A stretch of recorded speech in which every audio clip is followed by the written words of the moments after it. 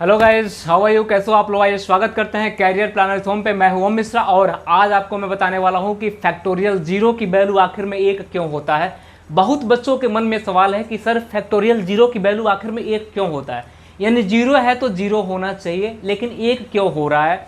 क्योंकि आजकल का बच्चा हर फैक्ट को जानना चाहता है। मैं जानता हूँ कि आप अगर फैक्ट जानने के लिए प्रयासरत हो तो आपको कहीं से कहीं ना फैक्ट मिलेगा जरूर। देखो, गणित है, यूनिवर्सल ट्रूथ नहीं हो सकता है, कहीं ना कहीं इसको एक्सप्लेन किया गया है, कहीं ना कहीं इसकी थ्योरी को बनाया गया है। तो आप हमेशा यूनिवर्सल ट्रूथ पे विश्वास मत करो। अगर कोई टीचर कह रहा है कि नहीं ये प्राकृतिक है, यानी इसका कोई यूनिवर्सल रूल नहीं है, तो ऐसा कुछ नहीं मेरे भाई।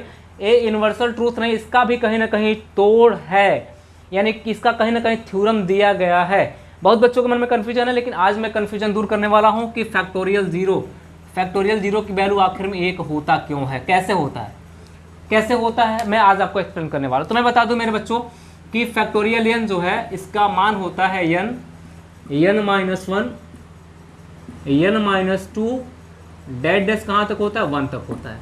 हमने कहा फैक्टोरियल एन माइनस वन का फैक्टोरियल देखा तो हो जाएगा एन माइनस टू, डैश कहाँ तक, 1 तक। हमने फैक्टोरियल एन को लिया तो हमने कहा ये हो जाएगा एन और एन माइनस वन का फैक्टोरियल। इतना कोई दिक्कत नहीं किसी को भाई। ए वाला जो वैल्यू है एन माइनस वन का फैक्टोरियल के वैल्यू के बराबर है, तो मैंने सीधे वैल्यू पुट कर दिया। हमने कहा जैसे मैंने वैल्यू यहाँ पे पुट किया, हमने कहा कि यदि यानी इफ एन की वैल्यू कितना हो, 1 हो। ध्यान समझना, एन की वैल्यू कितना हो, 1 हो। जब एन की वैल्यू 1 पुट किया तो फैक्टोरियल 1 हो गया, इक्वल टू क्या हो गया, 1 माइनस 1 का क्या हो गया, फैक्टोरियल हो गया। कोई दिक्कत? फैक्टोरियल में एन की 1 की वैल्यू 1 होगी, इक्वल टू 1 और क्या हो जाएगा, इनटू फैक्टोरियल 0 हो जाएगा। इसका मतलब ये हो जाएगा फैक्टोरियल 0 बराबर जो हो जाएगा 1/1 हो जाएगा। इसका मतलब फैक्टोरियल 0 की वैल्यू कितनी हो जाएगी, 1 हो जाएगी। आपको मैं यहाँ बता दी फैक्टोरियल 0 की वैल्यू कितनी होगी, प्रूफ कर दिया। अब दूसरे तरीके से कैसे प्रूफ करेंगे इसको, आ जाओ दूसरे तरीके से कैसे प्रूफ करेंगे। और मेरा तरीका क्या हो सकता है, यानी ऐसे अच्छे कंसेप्ट जानना हो ना तो मेरे चैनल पे बने रहेगा और चैनल को सब्सक्राइब जरूर कर दीजिएगा आप लोग। आपको बहुत बेहतर कंसेप्ट सिखाऊंगा इस चैनल पे, आप एक एक कंसेप्ट को बहुत अच्छे जानोगे। अब मैं कह रहा हूँ कि यहाँ पे अगर मैं बात करूँ कि फैक्टोरियल एन माइनस 1 का फैक्टोरियल जो होगा इक्वल टू, यानी फैक्टोरियल एन अपन कितना होता है, एन होता है, इतना होता है। हम यहाँ से किसी भी फैक्टोरियल की वैल्यू ज्ञात कर सकते हैं। जैसे मान लो हमने कहा एन की वैल्यू 1 पुट किया, क्या पुट किया, एन की वैल्यू 1 पुट किया। हमने कहा 1 माइनस कितना हो गया, 1 का फैक्टोरियल हो गया, 1 का फैक्टोरियल डिवाइड बाई कितना हो गया, 1 हो गया। यानी फैक्टोरियल 0 बराबर कितना हो जाएगा भाई, 1/1 हो जाएगा, यानी कितना हो जाएगा, 1 हो जाएगा। यानी फैक्टोरियल 0 की वैल्यू कितना हो जाएगा, 1 हो जाएगा। ये भी आपका आंसर यहाँ से मिल गया। अब कहोगे सर आप 1 क्यों पुट कर रहे हो, आप बाकी संख्या क्यों पुट करके नहीं बता रहे हो। तो मैं बाकी संख्या पुट करके बता रहा हूँ, चिंता मत करो।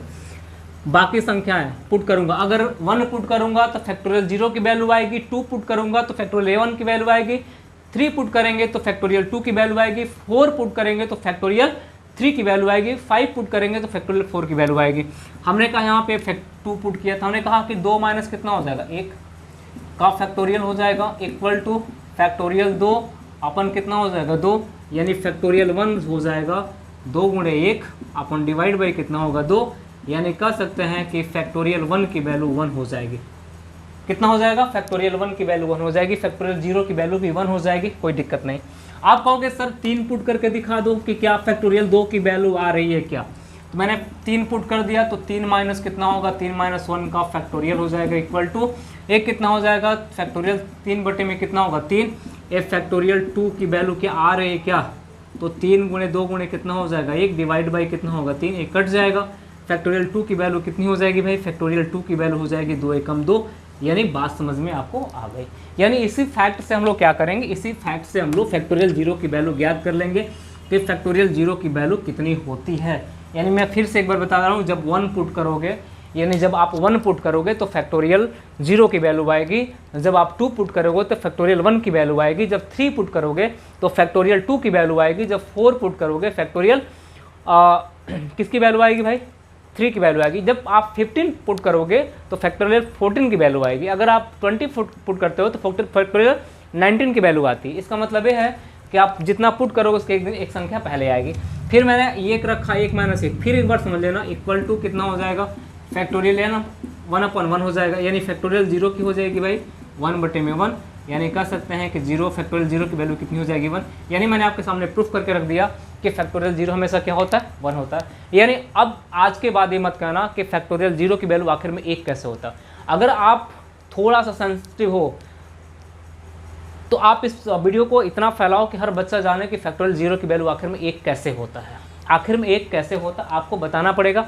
और ज़्यादा से ज़्यादा बच्चों के साथ शेयर करो, और आपको ये पसंद आई है ना तो लाइक ज़रूर करना मेरे दोस्त, लाइक करना, कमेंट करना और शेयर ज़रूर करना, और चैनल को सब्सक्राइब करना। ऐसे ऐसे फैक्ट मैं लेते आऊँगा, आपको पर डे लेके आऊँगा ऐसे ऐसे फैक्ट, और मैं अच्छे अच्छे फैक्ट आपको बताऊँगा जिससे आप हमारे चैनल पर बने रहोगे। आपको कुछ ना कुछ आपको सीखने को मिलेगा, हमेशा आपको किताबी ज्ञान से कुछ सीखने को नहीं मिलती, कुछ सिखाया भी जाता है। तो चलिए मिलते हैं हम लोग अगले फैक्ट के साथ।